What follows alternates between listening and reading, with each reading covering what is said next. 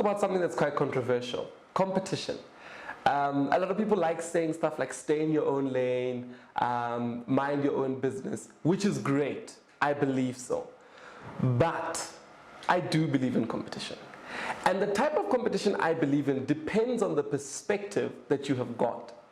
If you have the wrong perspective, you want to compete so that you may show your friends that you're much better than them, then this is not for you because your perspective is flawed in the first place. But if you've got the right perspective to say, I'm in a global economy, in a global world where I want to compete globally, so now that's a different story. And the message I want to push out there is that entrepreneurs need to start thinking and competing globally. Meaning, even if you're in South Africa as a business person, as an entrepreneur, somebody with an idea, think and compete globally. Don't just leave it to the locality where you're at.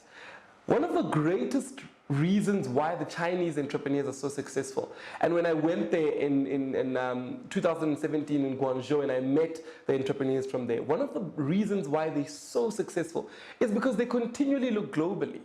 They continually study different global markets and compete in those markets from where they are in China.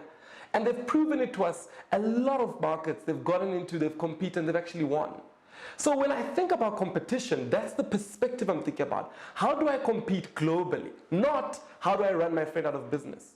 Because that's thinking very small. That's very basic thinking. You want to be thinking globally and aligning your brand, your business, whatever you're doing globally so you can make a mark on the world.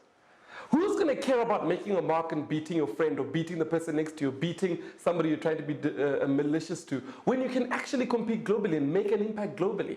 That's what we call entrepreneurship. When you're thinking big, when you're thinking outside the box, how can I, in South Africa, create a product that somebody in America wants and needs and they can buy it in America? That's how Chinese entrepreneurs think. And that's why we've got so many Chinese products, because when they create the products, they already have global markets in mind.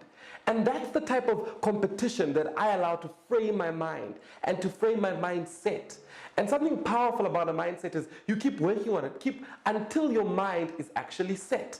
Meaning you begin to think in that way. Whatever you produce, whatever you work on, you're thinking, how's this going to impact globally?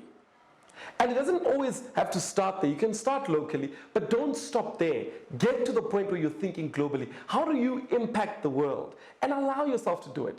It's high time Africans start having this conversation to say, we as Africans, when we sit down to discuss entrepreneurship, we're not only discussing entrepreneurship in our local sphere, but we're saying, how can we produce products in our countries and sell them? Or how can we produce services in our countries and touch and impact the world? That's what we should be talking about.